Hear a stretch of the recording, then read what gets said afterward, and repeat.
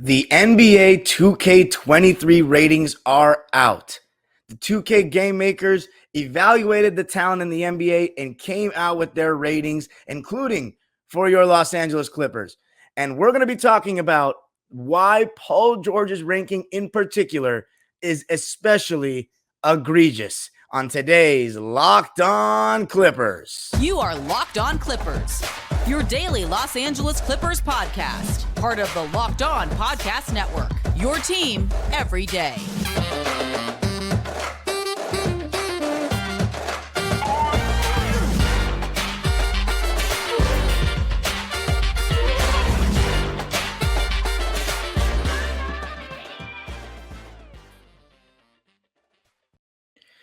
Yes, sir. You are locking in with the Clips. Thank you for making Locked On Clippers the first listen of your day. You know our motto, your team every day. And if you're here, your team is probably the LA Clippers, the same as my team. As I've been a diehard fan for 18 years, my name is Darian Vaziri. I'm your host of this podcast. And of course, the host of my very own podcast and YouTube channel known as Dime Dropper that you can find on YouTube and your favorite podcasting platforms if you're an LA sports fan or like the history of basketball. So for today's episode, we're going to be talking about the virtual world of basketball. However, it is relevant because NBA 2K, the video game, for those that are unaware, obviously ranks players and tries to make them as similar to their real life counterparts based on their skill sets and the way that they've recently played in recent seasons, especially the most recent season. And they obviously make the players with their ratings and various categories and such and such. And the reason why it's important enough to talk about on this podcast is because not only does 2K have a huge influence on youth and how they view players of past and present eras, it's also kind of just an evaluation of what a certain group of people thinks about the ranking of NBA players right now. So it's just another list to kind of react to and to see the public perception of your favorite players on this Clipper team, Kawhi Leonard and Paul George. So we're going to be talking about the stars first and then the rest of the squad. And then I'm going to close out with talking about a little bit about the Robert Sarver situation going on in Phoenix and how, as Clipper fans, we are very familiar with this kind of situation. And I'm going to give my thoughts on that a little bit as well and how it relates to the 2014 Donald Sterling incident. But let's start with the 2K stuff. So I grew up playing I initially started playing NBA Live when I was a kid, as many of you who are probably listening probably did as well. NBA Live 05 with Melo, NBA Live 06 with D Wade, 07 McGrady, 08 Arenas. That felt like the last good one. And then after that, NBA 2K just took over. And by NBA 2K10, when Kobe was on the cover, it just took over. And especially after 2K11, when NBA Live kind of went out of business, 2K11 with Michael Jordan and they started bringing in the classic teams changed everything. And 2K became the main basketball video game for basketball fans around the world. Now, the one thing about 2K that's really interesting compared to FIFA and Madden in terms of the video game scene is that the actual players in the NBA don't seem to play it as much as footballers. And when I say footballers, I mean soccer players play FIFA or NFL players play Madden. And it almost feels as though NBA players enjoy playing FIFA and Madden more than 2K because there are so many complaints with 2K, the gameplay. And trust me, I can go in depth about that. Like if you really want to get into it, the gameplay, the ratings, obviously, that so many players have problems with that are inaccurate and they just don't like the game. You see so many people saying, NBA players saying on social media, they'll tag Ronnie 2K and say, yeah, I'm not buying this trash game or whatever. And we're going to be talking about why that's the case in terms of the ratings. As far as gameplay, I'm not going to sit here and give you guys, this isn't a video game podcast, but the gameplay has its problems in itself. So let's start out with the most important player on the Clippers, the highest rated player, and that's Kawhi Leonard. And Kawhi Leonard's rating, obviously, you would think since he didn't play, it should be the same as it was the previous season. It's a 94 for 2K23, which I'll tell you the players that are listed above him. And I think he was a 90. I'm not sure if he was a 95 in 2K22, but here are the players above him. Giannis Antetokounmpo is the highest rated player in the game with a 97 rating, and I think that's pretty fair because I consider Giannis the best player in the league right now. Second is a five-way tie. Okay, I disagree with this between Kevin Durant, Stephen Curry, LeBron James, Nikola Jokic, and Joel Embiid at 96. I could not disagree with that more. I think Steph Curry is right there behind Giannis after what he just did in the playoffs and in the finals. To have LeBron James, who didn't even make the playoffs, at the same level as Steph Curry, to me is very disrespectful. Despite what LeBron James has done in his career, Kevin Durant also just had the worst series of his career, got swept in the first round by the Boston Celtics, the team that Stephen Curry, despite having a better supporting cast, absolutely torched. For Stephen Curry and KD to be rated the same, I think is incorrect as well. And then Nikola Jokic, who is the two-time reigning MVP, is in the best player in the world conversation. I would have him honestly above, at least one rating above LeBron and Embiid and Kevin Durant right now. Kevin Durant a little bit more debatable, but I definitely have Jokic over LeBron and Embiid. I think he's been better for 2 straight seasons than them if you put the whole season plus playoffs together. But what are you going to do? And then we have Luka Doncic coming in at 95, and then Kawhi Leonard at 94. So based on the 2K ratings, Kawhi Leonard is the 8th best player in the NBA, which, I mean, I disagree with, but at the same time, he hasn't played in a year, so we don't know how he's going to come back. So a 94 seems pretty fair. What I think is really funny, though, is that Ja Morant is the next player after Kawhi at the 93 rating, as the same rating as Jason Tatum and Jimmy Butler, which is, again, way too high. Like, I think Ja Morant is a fantastic player. He obviously set the world on fire last season with Memphis getting them the 2 seed and getting him to the second round. But he had some struggles in the playoffs, very clearly. And Jason Tatum, I mean, he had some struggles in the finals, but this is the guy that totally outplayed Kevin Durant in a 4-game series, led them past the Nets in a sweep against his former teammate Kyrie Irving as well in that series. And then in Game 6 against the defending champion Bucks, he put on a performance for the ages. He was amazing on both ends of the floor. Ja Morant was very poor on defense. And you could even make the argument that the Memphis Grizzlies, whether you're talking regular season or playoffs, looked just as good, if not a little bit better in certain aspects without Ja Morant on the court. So that's a very generous rating. I mean, Ja Morant 1 point behind Kawhi Leonard. That's crazy in my opinion. So let's look at Kawhi Leonard's actual attributes in the game. So he's got a couple of badges, but let's talk about the actual attributes. So in terms of his scoring, outside scoring a 93, close shot 98, mid-range 93. That's got to be one of the highest in the game, and that's pretty accurate. 3-point shot 83, got no problem with that. Free throw 88, that's around what he shoots in terms of percentage. Shot IQ 96 and offensive consistency 98. So I think those all sound pretty good. His inside scoring is an 83 overall, and I actually think that's a pretty fair rating because he's not the best on the interior relative to other superstars. His layup is a 90. That's about fair. Standing dunk, 55. I mean, who cares? He doesn't really have standing dunks, usually on the run. Driving dunk is an 85, which is about accurate. Post hook, 65. I mean, he doesn't really shoot post hooks.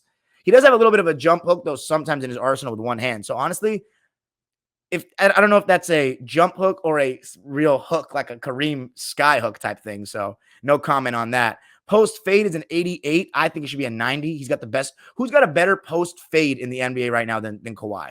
I don't think anybody. Post control 89 should be like a 92. This is the best mid post player in the NBA we have right now, and that's not even debatable when he's healthy to me. He's the best mid post player in the NBA. Kevin Durant, LeBron, they don't go to it like Kawhi. Kawhi embraces the mid post like Kobe and Mike did because that's his skill set. That's what he likes to do, and I really love players like that.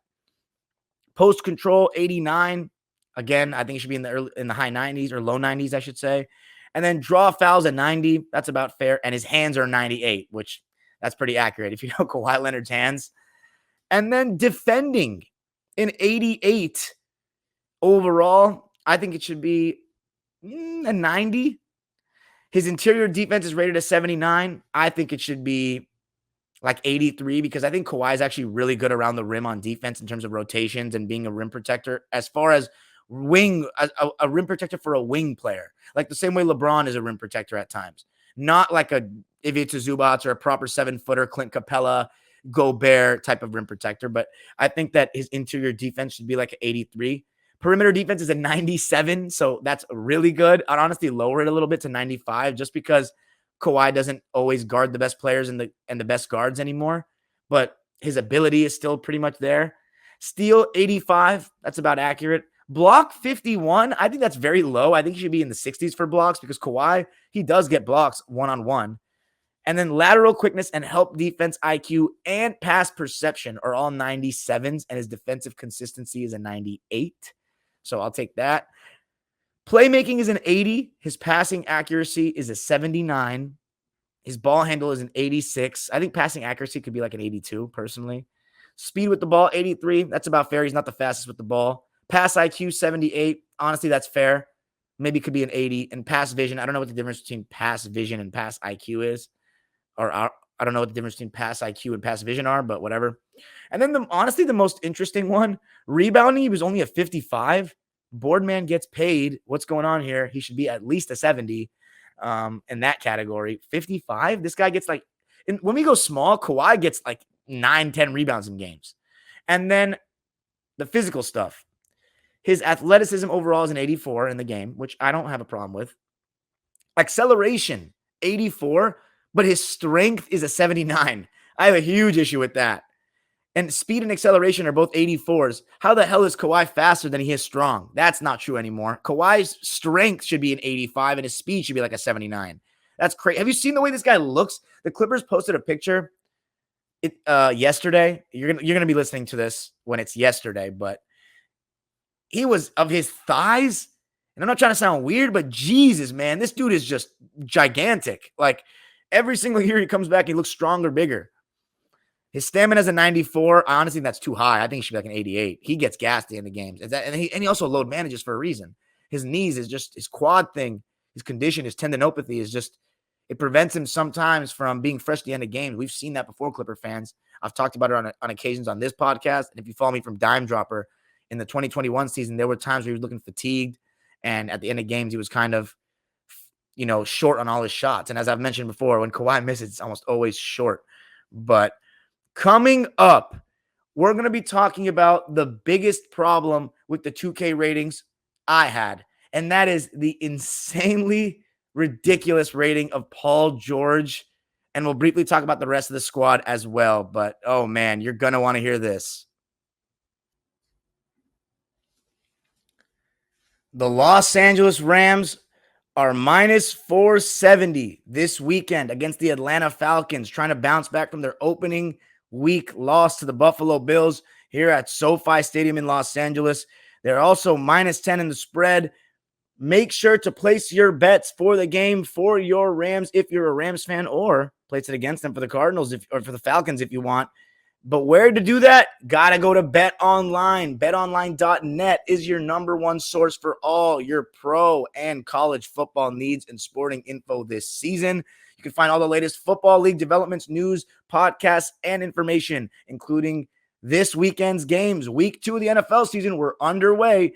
BetOnline is also your continued source for all your sports wagering information. And it's the fastest and easiest way to check in on all your favorite sports and events, including the MLB, MMA, boxing, golf, tennis, the upcoming FIFA World Cup, you name it. Just head to the website today or use your mobile device to learn more about the trends and the action. BetOnline, where the game starts. Go Rams. All right. Back and talking about the 2K ratings. By the way, I just looked up the Kawhi Leonard rating for the 2K22 game, and it was 95, as I said. So he dropped one, and I guess that's just because he's coming off an injury. So I have no issue with that, really. I just not too fond of the players above him, but they all played last season, so it is what it is. As far as Paul George, though, this is where it really got a rise out of Clipper fans on Twitter, and I've seen a lot of Clipper fans take issue with it. Paul George is rated an 88 for the second consecutive year. That means, based on 2K's definition this season, 21 players are better than Paul George at basketball. I'm going to name those players right now because it's ludicrous. Okay? I already mentioned the 8 players, Kawhi, Luka, Joel Embiid, Jokic, them. Here are the other players above Paul George. Ja Morant, who's going into his 4th season, Jason Tatum, Jimmy Butler, Devin Booker, 37-year-old Chris Paul, who just got, we'll get into it, Trae Young, Anthony Davis, Damian Lillard, James Harden, Kyrie Irving, Karl Anthony Towns, DeMar DeRozan, and Donovan Mitchell. Paul George is rated the same as Zach LaVine and Rudy Gobert. Oh my goodness, where do I start? This is insanely disrespectful in my eyes. Let's start with the first name, Ja Morant. So Ja Morant, after one season of leading his team to a home court advantage seed, even though his team plays really well without him, he doesn't guard anybody, and he still doesn't have a consistent jump shot, even though it's very improved, is 5 points better than a two-way star like Paul George, who has made it to the conference finals 3 times and just did it in 2021? Like, you've got to be kidding me. Ja Morant, to me, is absolutely not better than Paul George right now, not going into this season. The only argument is that Paul George is more likely to be injured, but Ja Morant was literally injured in the playoffs against the Warriors when they lost. I just can't see it. The size of Paul George, too. I mean, a small guard whose best attribute for your team is scoring, I just think there's a ceiling on that. And I think there's a ceiling on that for the Grizzlies, too, with Ja Morant, even going forward. Paul George is a 6'8", can score from anywhere on the court, which Ja Morant cannot do. He does not score from anywhere on the court. He's not a post-up and face-up threat. He's literally gets a high screen and turns the corner, and he's insane going downhill. And he's one of the best finishers at the guard position I've ever seen in my life. No doubt about it. But better than Paul George? Not for me. Jason Tatum is much more arguable, and he just went to the finals and led his team there, so I'm not going to argue that one. Jimmy Butler, a lot of people love going back and forth with the Jimmy Butler Paul George debates, and I honestly think you can go either way with them, so I'm just not going to even go there, especially because Jimmy Butler had such an incredible playoff, so I actually have no issue with that one, but there are more that I have issue with. Devin Booker, that's a better debate. I honestly think Paul's a little bit better. I mean, remember, Paul George did take the Suns to 6 games with Booker, Paul, everyone there, even though Chris Paul missed the first 2 games. If you recall correctly, the Clippers lost the 2 games with Chris Paul injured. They were 0-2 in the Western Conference Finals when Chris Paul sat, and 2-2 when he played. So for my money, and there's reasons for that. Campaign's pace at the time was better, and Chris Paul was slowing down their offense. But Chris Paul does slow down offenses. He did it with the Clippers. And you know what's funny? I was actually watching a classic game yesterday. 2012 Clippers-Grizzlies Game 3, the first Clipper home game in the playoffs since 2006. And if you're listening to this and you're a Clipper fan that's planning on going to games this season, you won't even believe the noise that was being generated in that building that day. I forgot. I hadn't watched the game since it aired, but oh my goodness, guys, there were people standing up with 3.5 minutes left in the third quarter after he made a three-pointer. Like, it was insane. We need to get Staples Center like that again, because I don't know if it's that Clipper fans are just becoming used to being in the playoffs and are taking it for granted, or if the Laker fans or neutral fans that would show up to those games were pro Clippers at the time, and now that the Clippers have been good, they've gotten annoyed, and the Laker fans that show up to those playoff games are just being quiet or rooting against us. I don't know what it is, but Clipper fans need to return to that. But the reason why I brought that up is because Chris Paul was slowing down he was playing great in the game, but my God, is he a ball pounder. And Chris Paul got found out again in the playoffs this year for the second straight year when teams switch everything on him and put length on him. He doesn't have the same burst he used to. And Chris Paul being over Paul George is like, I get it in the regular season, but right now in the playoffs, and you know that may sound funny to listeners who think Paul George is just still this choker. It was a phase, guys. It was a phase. And if you want to talk about chokers, Chris Paul and Paul George, you can debate them. They both don't have rings. People have really gotten on them over the course of their careers for falling short sometimes. But if you're telling me you would take a 37-year-old Chris Paul over Paul George, I'm just going to have to disagree with you. And then Trae Young, I mean, it's kind of the Ja Morant thing. Like, he's amazing. He led a team to 28 points, 10 assists last season. They were the 8th seed or 9th seed in the East, ended up making the playoffs. And then Trae Young, like, To me, are you ever going to be able to take Paul George out of a series the way Trae Young was against Miami? Because all they did was they blitzed him on ball screens, which you can do to anybody, but then Trae Young doesn't move without the ball. Paul George is so much more versatile in that sense that he can move without the ball. You can run pin downs for him where he can curl up and take a jumper or turn the corner and get to the rim. And even if you have a help defender he's 6'8" with long arms. He can attack you and dunk on you, posterize you. I mean, the size, I know people are very caught up in the skill of a smaller guard, but because basketball has devolved so much from the big men being the dominant force, we kind of undervalue what size still means and what Paul George is so gifted with, being able to dribble the ball like a Kyrie Irving, damn near, with the size of a Jason Tatum. It's like Trae Young, I think he's fantastic, but he's still young. I wouldn't put him over Paul George, especially the way he played in the playoffs. And then Anthony Davis, I mean, he's fantastic. In 2020, I'd say no doubt Anthony Davis above Paul George. But 2021, Paul George was definitely better than AD. And last season when they played, there was no comparison. AD never caught stride. Of course, the Lakers played better with him on the floor. But AD, LeBron, and Westbrook, when they were all fully healthy, were 11-10. 11-10. Imagine putting Paul George with LeBron James.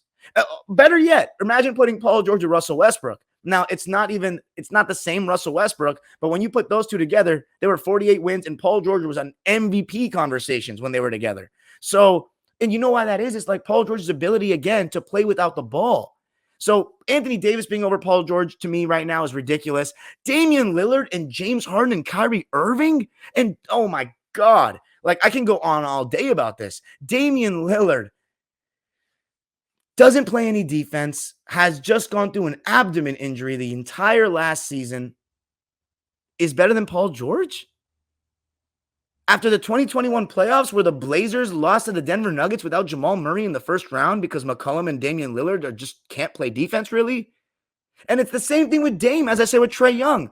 You blitz him when he doesn't have the ball, and he doesn't really move without the ball after that. It's not like Curry. And that's what you saw if you watch the 2019 Western Conference Finals, you saw that the difference between Steph Curry and Dame is when Dame gets blitzed, that's it for him. He doesn't do anything else. And the Lakers did the same thing to him in the bubble in 2020. When Steph gets blitzed, he passes and he moves constantly. It's just a different level of mastery.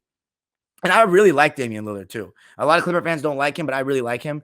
I don't think he's better than Paul George, though, because of his ability, Paul George's ability on both ends of the floor that Damian Lillard can never have. And unless Paul George is going through some mental things where he's just not himself, which we've seen at times for his Clipper tenure, when Paul George is playing at the level that we know he can play at, he's definitely better than Damian Lillard. And James Harden, his stats from this last season with Philadelphia may look good. 21 points, 10.5 assists, 7 rebounds. But in the playoffs, this man averaged 18 points a game. He basically quit in game 6, did not get back on defense, looked defeated, and shot 40% from the field in the regular season and 40.5% in the playoffs. James Harden, as of 2021 and a couple years prior, absolutely better than Paul George.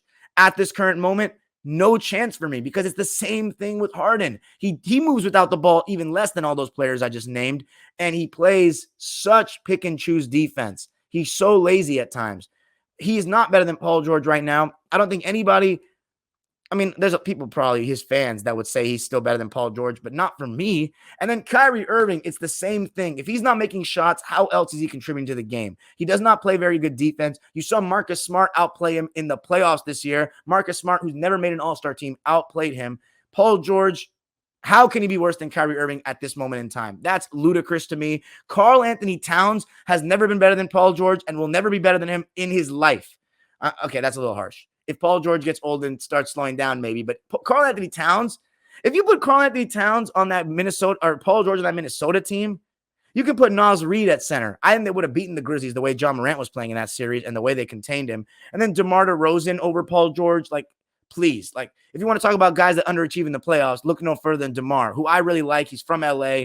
And, you know, this might sound like I'm just slandering all these players, but I'm not. I think they're all incredible players, but I think Paul George is being very disrespected here. Period. Point blank, end of story. Donovan Mitchell, same thing. Didn't play a lick of defense. They got outplayed by Jalen Brunson and Spencer Dinwiddie. Like the Jazz were getting beat by them, or 2-2 in the series, to a Luka-less Mavericks team.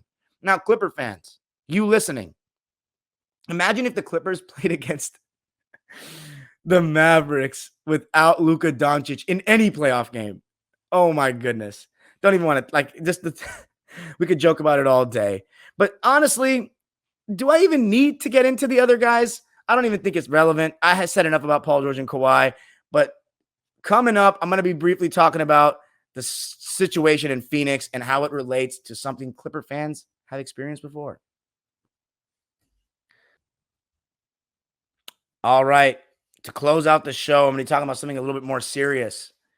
Robert Sarver, the owner of the Phoenix Suns, for months now has been discussions that he has made the workplace uncomfortable. He has said misogynistic things. He has said racist things. Just a typical story of another rich, white, old man being racist and just not with the times and not the best fit to be running an NBA organization filled with young black males for the majority of it. And obviously, probably people of diverse people in the organization itself. And there have been multiple stories and reports now that have been confirmed that Robert Sarver did all these things. I know Phoenix Suns fans have been wanting to get Robert Sarver out even before he hired James Jones, and you've seen the Suns return to their winning ways that we're more used to, even though they've never won a championship. You go back to the inception of the franchise. They made the playoffs in their second season with Connie Hawkins in them. And they were good in like with Walter Davis and Kevin Johnson in the late 80s. And then you had Dennis Johnson in the early 80s. And then in the 90s, we already know with Charles Barkley and then the 7 seconds or less Suns. They're besides the 2010s, Phoenix Suns have been a competitive franchise always. But I know Suns fans that I know from Twitter and just have mutual friends that they've wanted Sarver gone. And Adam Silver in the league came out with the statement that he's going to be suspended from the organization for a year. Just a year. That's it. And Adam Silver said, you know, he did a lot of these things in the past. A lot of them were a couple of years ago. You know, it's not that relevant now, or he's learned, he's gotten better. He's reflected a lot and matured as a person. It's like, dude, isn't this guy like 60 something years old? And people are saying, well, you blacklisted Donald Sterling for life. Why are you being so soft on this guy? And his answer was, well, there was audio evidence with Donald Sterling. And that's true. And that's what made it so, you know, just a wow moment for all of us NBA fans and Clipper fans that we heard the Donald Sterling, all the stories we had heard for so long confirmed with the way he was speaking in that call with the legendary V. Stiviano, one of the most valuable Clippers of all time, even though she's never taken the court. But he's saying that Robert Sarver, it's just kind of he said, she said kind of the situations as opposed to the actual audio evidence, which is so lame in my opinion, because there've been enough witnesses and people around the situation to confirm that he has said these things. And Adam Silver himself is confirming that he said these things. And he said, you know, I felt this was the right punishment. So where people are really criticizing Adam Silver, and look, I know I'm working on a Locked On podcast that covers the NBA. I am not the biggest fan of Adam Silver and the NBA that we have in front of us right now. I'm still as big a fan of my team. That's why I'm still doing this podcast with the same enthusiasm. But I did, and you could say a little bit of it is nostalgia, but I did prefer the 2000s NBA under Stern. Not that didn't have his own problems and corruption, but Adam Silver's really getting roasted because he's only suspending Sarver for a year. But a lot of people need to understand that it's the owners that need to come together and remove another owner. Adam Silver doesn't have as much power as you think in this. He's working for the owners. And it seems as though a lot of the owners don't feel as though this is a big enough deal. And questions arise. Well, why? Maybe because a lot of the owners are just like Sarver and we don't know about it. A little bit racist, come from a different time. It's very possible. I mean, a lot of these owners in sports are these rich white men that just don't know how to relate to some of these, to their personnel. And you can imagine that with, not removing him, that, at the end of the day, the owners are not going to act unless they think it's going to affect their pockets. At the end of the day, that's what it all comes down to. This league is all about money. Pro sports are all about money. And if we're being real, the world just runs on money. So until the players take a stand about this and refuse to play or something, you're not going to see anything. Remember the Clippers, They said they wouldn't wear they put the uniform when the Clippers had the situation with Donald Sterling, the Miami Heat even went, put their warm-up uniforms inside out to make the protest that didn't want the logo showing. The Clippers did the same thing in Game 4 of the 2014 first-round series against the Golden State Warriors. I was at the very next game where all the sponsors were taken off the Staples Center. It was a very emotional night and a lot of there was something in the air that night that you can't even describe. I can't even describe it. I need a whole other podcast for that one. But Chris Paul, who's now been in the situation twice, with Donald Sterling with us and now with Robert Sarver in Phoenix, seems like the racist, corrupt white owner just follows. Seems like Chris Paul, this trail of slime keeps following him. And LeBron, shout out to LeBron. He came out with the first statement as of current players talking about Sarver, and he was saying there's no place for this stuff in our league. And Chris Paul echoed those sentiments, but it's going to take a little bit more. The Suns are going to need to say we're not playing for this guy. But the thing is, these guys have families to provide for, and at the end of the day, this is their job. So we're going to have to keep tabs on the situation. We're going to see how it goes. If you guys want an even closer look at the situation, go check out Locked On Suns because, again, same podcast like me, but for the Suns. So they're going to be going in depth on that, I can imagine. But it's just a sad situation. You never want to see this kind of stuff in our leagues. You know that it exists. No place for that. Absolutely not. And I hope that Sarver's removed and that the Suns fans, even though I'm not a fan of that organization because they're always getting LA's side in the way somehow. And they're the only organization besides the Houston Rockets that the Clippers have lost to in the playoffs multiple times without beating, because the Utah Jazz have beaten the Clippers multiple times in the playoffs, but the Clippers beat them finally. So I'm still waiting for the Clippers to beat the Suns and knock their asses out of the playoffs one day. And I hope that's this year, quite frankly. But I hope it comes with a new owner in charge of that organization, even though I don't necessarily wish them the best. But it's a bad situation. You want to see it rectified and it all corrected. And you want to see Sarver get out. But again, if you want to find me and talk to me about all this stuff, you can find me at Dime Dropper Pod on Twitter and Instagram. And of course, for more league-wide information and, LA sports stuff and NBA history stuff, please follow me on my own YouTube channel. That's my own brand. I go live after Clipper and Laker games, almost every single one. Clippers, you'll see the true fan side of me, reaction, going crazy all season long. And every single game is going to be emotion-filled this season because it's championship or bust. So you know what that means. We expect to win every game, damn near. So you can find me on there. And of course, make sure to check out other Locked On NBA podcasts. Check out the Locked On NBA show for the general news of the league. And of course, if you want the same thing I'm doing, Clipper, like a team-centric view, your team every day, check out some of the other podcasts. Locked On Suns, definitely popping right now, and Locked On Lakers with the addition of Dennis Schroeder and the constant conversation about Russell Westbrook's future. Give that a listen as well. But of course, make sure you listen to Locked On Clippers every single day. Make sure you subscribe to the YouTube channel and answer today's question, which I should have again said in the beginning. Sorry, got to get better with that. How ridiculous is Paul George's ranking? 88. Karl Anthony Towns better than Paul George.